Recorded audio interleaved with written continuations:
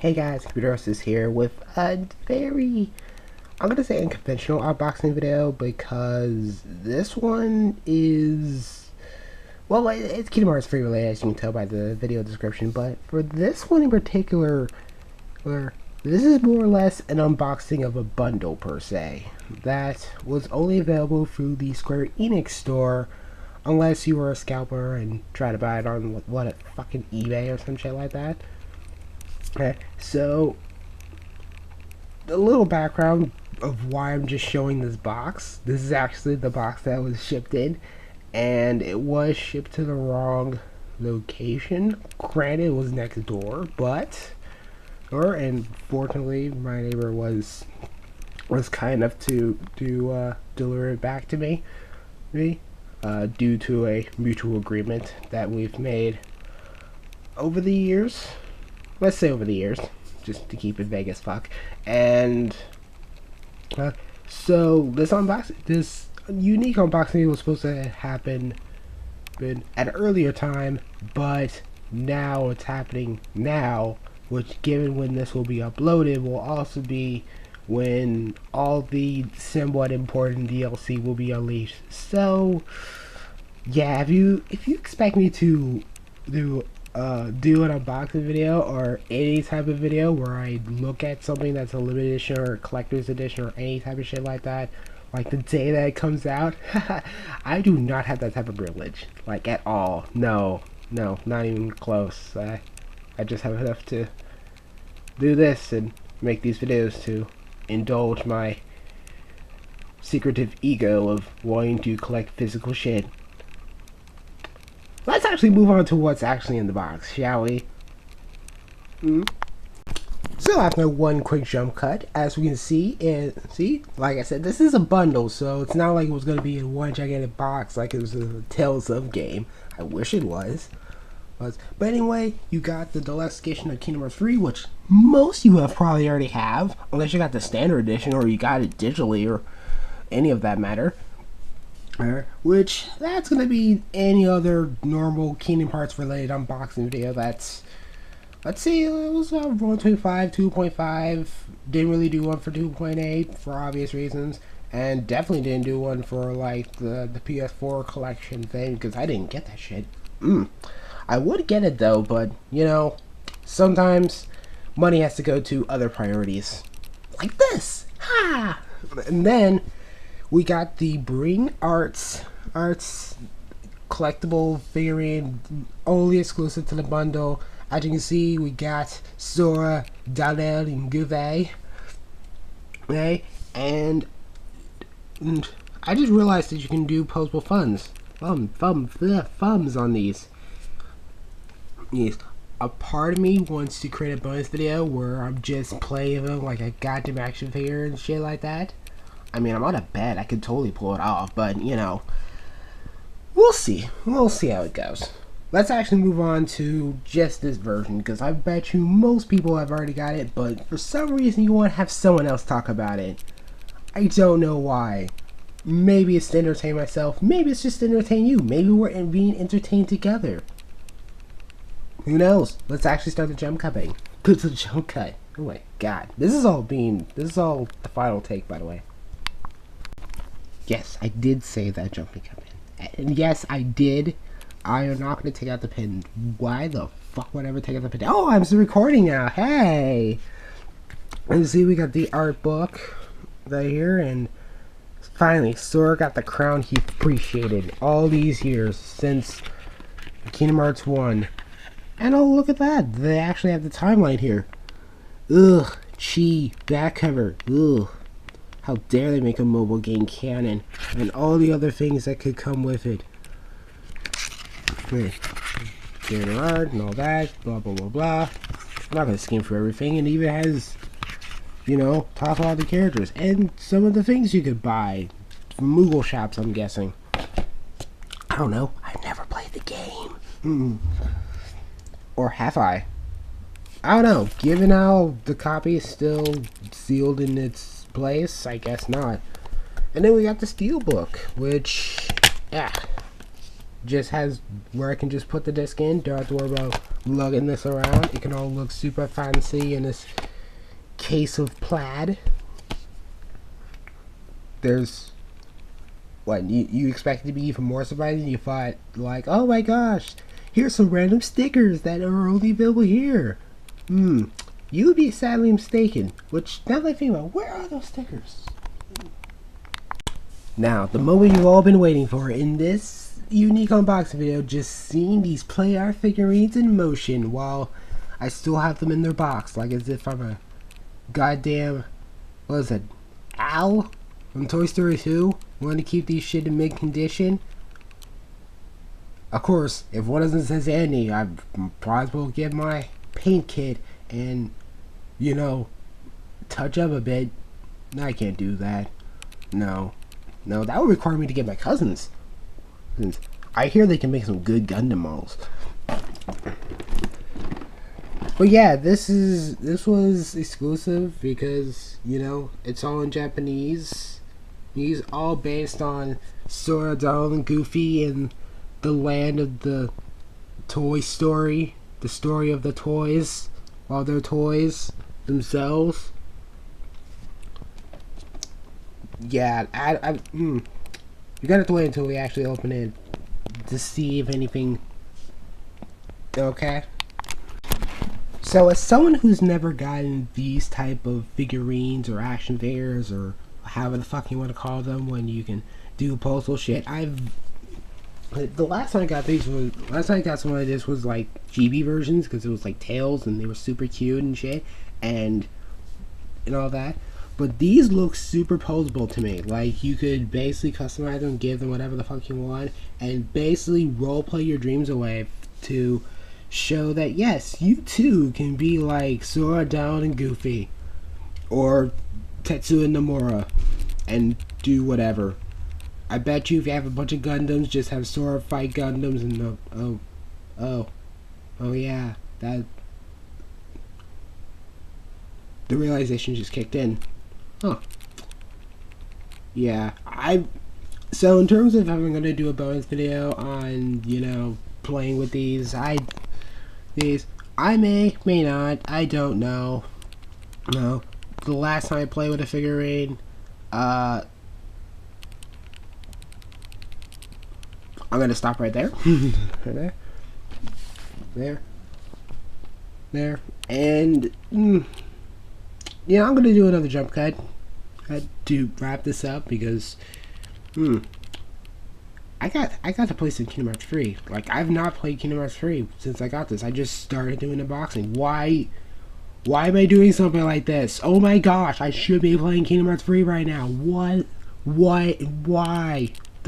I'm keeping this in, but still, this is for me to look as I'm editing this video, and I'm gonna just be telling myself why, and they'll be like, yeah, why? Why? Oh yeah, it was requested. Thanks for the request. You're not subscribed to me, but I liked your request. You know who you are. So this is usually the part where I talk about the overall view of the product, and I'd say it's worth paying, at least in this case, for me, $260 just to get all this. But you know, since this is Kingdom Hearts, and this is Kingdom Hearts 3 of all things, I bet you most of you who are watching this, you probably already have the game, and if you don't have the game, you were going to get the game anyway. And even if you were going to get the Deluxe Edition, you were going to get the game somehow. Probably through Standard Edition, probably through digitally, probably both. Well, you probably imported the Japanese version because you just could not wait to play it. I know. I know which demographic is trying to watch these. I think so. Well, so, how would I end this particular video? Do I say, was I satisfied with paying $260 just for this? I mean, let's be real, it was listed as $230, but that was actually $3 really piled up in terms of, I guess, taxes and shipping and handling, because it comes a lot. I got some Square Enix rewards points, which I can get another steelbook case, but then I'll have to pay some shipping and handling, which I didn't realize that was a thing. But you know, sometimes you learn about it, sometimes you don't. It's not like with Nintendo, where I redeemed those points so hard I got a free DS case that was like totally free, and that's how I keep all of my DS and free DS games, which I totally make a video about earlier. There's no annotations to tell you where to go. Just check out the unboxing playlist, which this video is totally going to be at in the first place. So, how do I end this off per se? Do I end off with how I got into the Kingdom Hearts series, like I do with every previous unboxing video, which will be an inverse on how I usually do unboxing videos, where I talk about how I got into the series before I even dive into the unboxing per se? Okay. I mean, I probably have mentioned it multiple times of how I got into the series and how it started out with Chain of Memories, all because someone told me that there was multiplayer in there, but I loved the commercial so much I ended up playing it, and then once I got done beating Chain of Memories, I was blown away by all those twists and turns until I found out my cousins had a copy of Kingdom Hearts 1, and then once I beat that, I realized that all the twists and turns from Chain of Memories was totally fabricated for all those that decided to play Chain of Memories as their first Kingdom Hearts game like me, and then once Kingdom Hearts 2 came out, I had to wait until I got my own PS2 in order to play, which by then I already knew basically the entire game in motion, so playing it through from start to finish multiple times was like no big deal. It almost became like as if, you know what, I'm going to play this game on proud, because playing it on any lower level is like not worth it, especially when I got so into and trying to collect every single cutscene known to man. And then 358 was the first official Kingdom Hearts game that I actually bought the day that I got released, which I bought it from GameStop. No shout out to GameStop, where I got a poster which I can't really hang out anymore because I put it in the wrong location because I have no room to hang out posters in the first place. But that game was so good, but also so frustrating to 100%, to the point that I thought about making a guide for 358 for 2 days, but then I chose not to because I'm lazy as fuck. And then it led to Birth by Sleep, which then I didn't get until I realized that they had a PSP bundle, which I bought for that, and then realizing that the PSP was a little malfunctioning, or at least the game was malfunctioning, where it needed a couple of updates so that way you could stop like putting up, hey, do you want to quit the game? Do you want to get through it? While playing as fucking Terror of all places. This is what I was able to do enough to even get 100% on that, which was repetitive. Just doing things 3 times in a row. Well, being forced to play things 3 times in a row just to get 100% on everything was... I still don't like it, but apparently that was like a true achievement that I had to do, and that's... But I'm jumping the gun in here. And then we got all the way back to Recoded, which is a fun-ass game. I love the experimental comment on there, and even went as far as to use it to do a pre-calculus extra credit project involving the level up system and how very complex it is despite its simplicity of using chips to upgrade your stats. It's I can't remember the full thing because it was like a whole 10-minute presentation. I wish someone recorded it, but then again, if someone recorded, then I'll be like, ugh, I look terrible back then. Good thing I look fabulous now, or some shit like that. And then we move on further to, what was it, fucking Dream Drop Distance for the 3DS, which, the 3D of that game was lovely. Just, so perfect. So fucking perfect. And then that's about it. Everything else that came after it, like the PS3 collection, which failed to have stacking, achievement stacking in 1.5, which got rectified in 1.5, 2.5, but in turn it made separate trophy sets, which frustrates the fuck out of me that I want to plat every single Kingdom Hearts game, which I probably will after I beat Kingdom Hearts 3, but again, I'm jumping the gun on there as well. I did plat all of 2.8 though, which, going through Dream Drop Distance, was...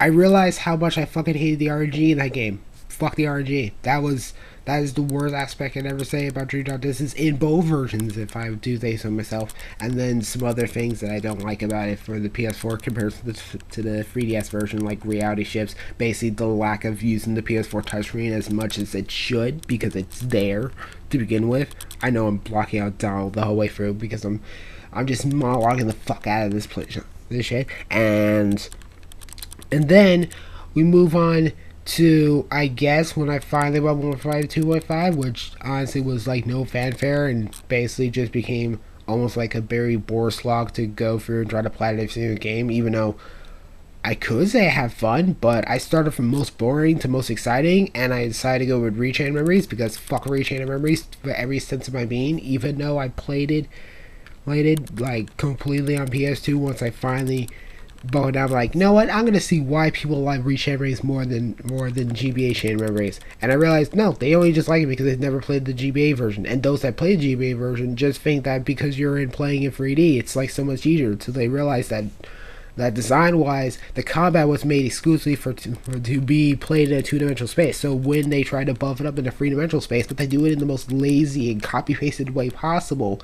So not only did it make the game much more easier than it needs to, but also made the difficulty almost fucking pointless, because all it's doing is just handicapping you or handicapping the enemies around you, thus making any sort of strategicness to want to create like a specially built deck to combat any future enemies just gets negated, because once you learn Sonic Blade, that's fucking it. Any other ground enemy can just go fuck themselves.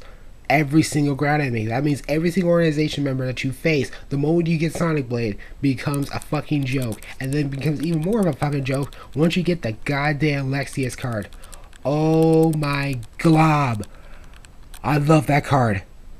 Alright. Which, by the way, shout out to Lexius. Shout out to A-List. Oh, I love strong silent types.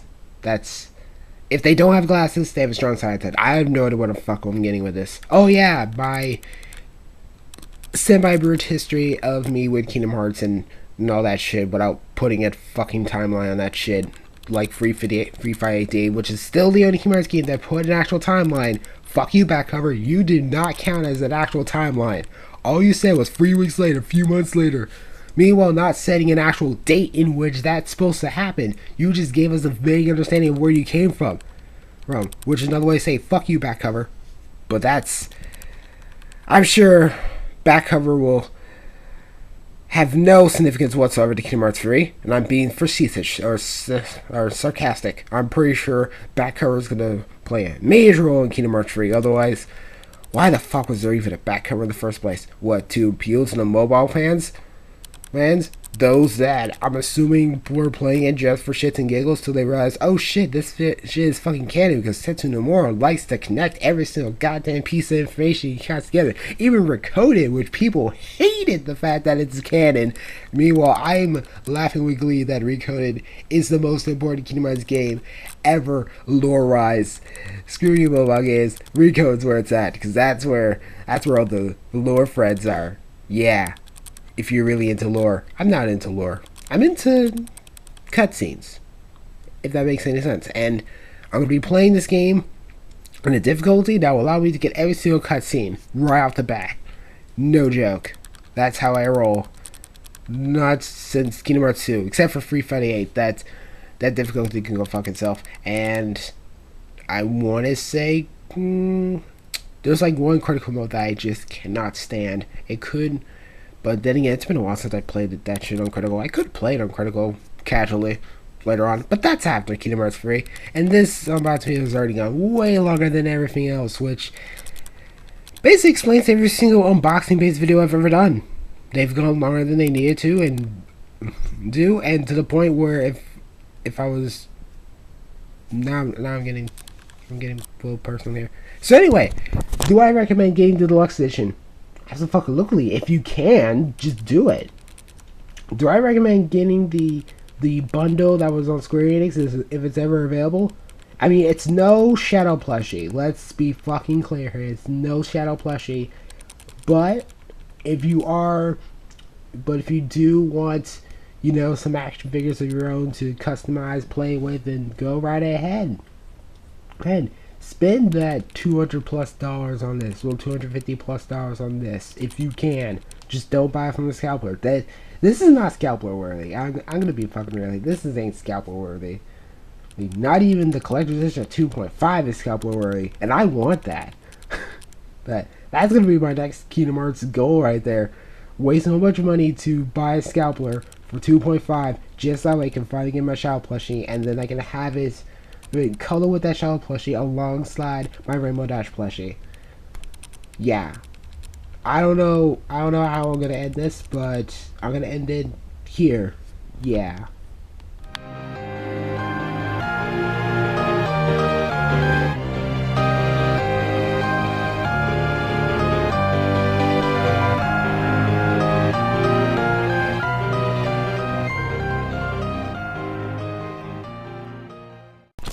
I'm sorry, excuse me, team up with Disney Legends. Okay, where is the Black Cauldron in these Disney Legends? Where is even the hint of the Song of the South? Where is even the hint, the audacity to not put Race to Witch Mountain, the best legend of all time? And dare I say, why is there no Cory in the House, the best anime to ever be on Disney Channel? Oh, I can't even with this box right now. Oh, look at that advertisement for World of Fantasy. If you want, you know, more Final Fantasy crossover shit. Yeah, that's how we do it. And look at this. Look at all it is. It's rated E10 for all of this. Alcohol, wherever the fantasy violence, mild language, while suggestive themes, mention the occult, funny at the fiction, letting aggressive and feeling the I can't say that. Whatever. Also, I can register the product. This was a pointless edition. Like, wow. Yeah, yeah. And just like that, Kingdom Hearts 3 will be put in its right proper casing, a steelbook case. So that way, don't have to worry about. You know why I would put it in a steelbook case. If you haven't by now, then go to the part where I was talking about the steelbook case the first time. I can't do any YouTube rewind shit on my own. That's up to you. I hope you enjoyed this unboxing video with Sora, Donald, and Goofy. Don't forget to like, comment, and subscribe, but ring that bell for any other notifications of future videos. Yes, this ain't Mickey Mouse, this ain't a copyright, and I hope to see you in another unboxing video, or just any video for that matter.